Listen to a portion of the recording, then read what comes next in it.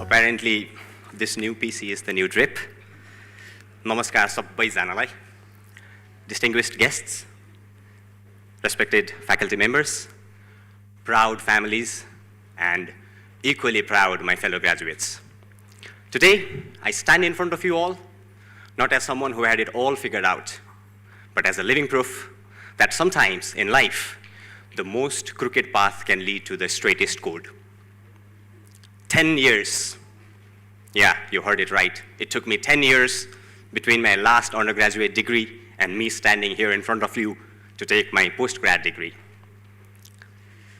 In Silicon Valley, they would call it a gap year, except mine was a gap decade.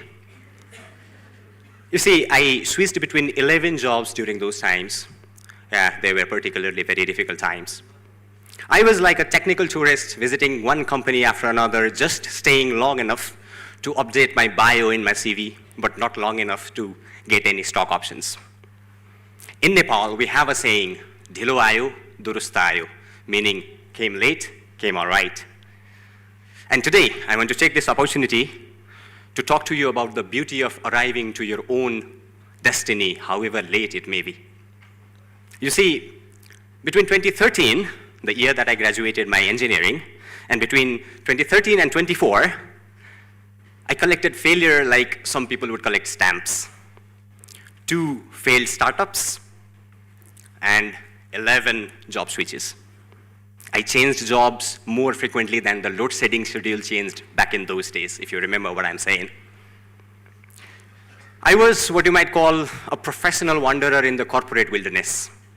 But here is what all those years taught me. Success is not about the absence of confusion. It's about the courage to code through it.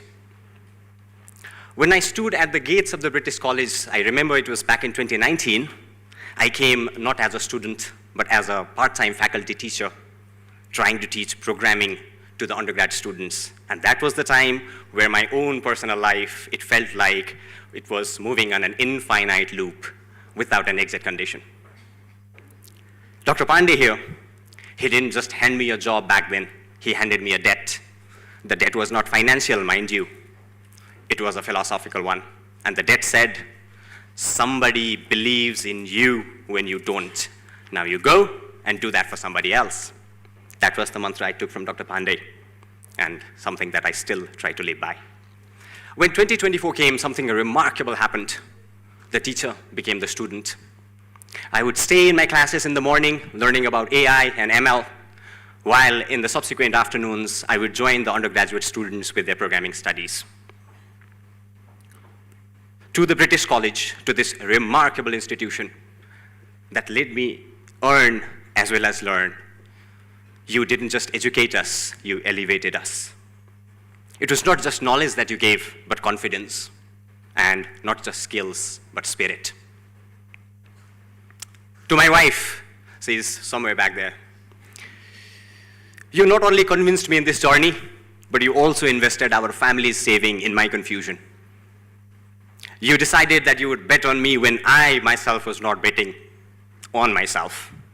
And this, to me, ladies and gentlemen, was the highest form of love in action. I love you, sweetheart. Now, let me share with you 3 uncomfortable truths that I have discovered in this journey so far.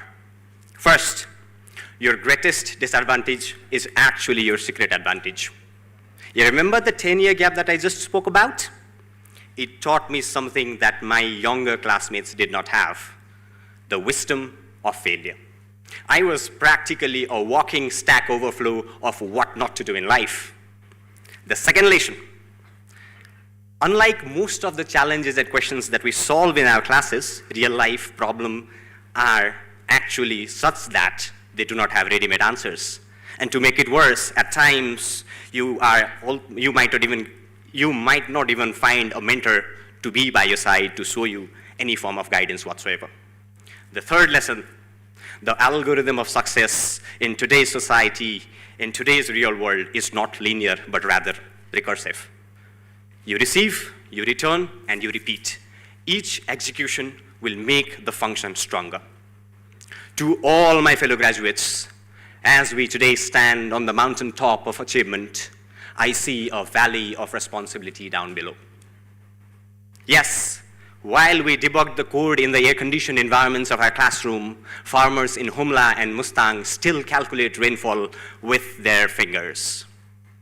Yes, while we were busy training neural networks, half of our nation's children, they still lack basic digital literacy.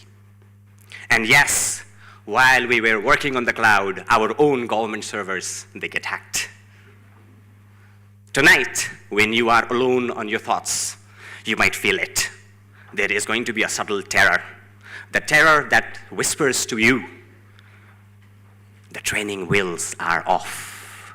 The real code has no documentation. And to make it worse, the production environment doesn't even have a rollback. Feel that terror. I sincerely request you, I urge you, you feel that terror. Because that's not fear. It's your potential recognizing the size of its responsibility in the days to come. Like Martin Luther King Jr. once had, I have a dream that one day, in the hills and valleys of our beloved nation, every failed startup will not be looked as a tombstone of ambition, but a stepping stone to innovation. I have a dream that 5 years from now, when somebody Googles tech innovation, they won't just find Dubai and Silicon Valley, but they'll also see Darbar Marg. And yes, I have a dream that the next unicorn startup won't have to migrate to Silicon Valley or any other fancy place such as Bangalore itself, if you consider it, but those startups find a way to grow their horn right here in the shadow of the Himalayas.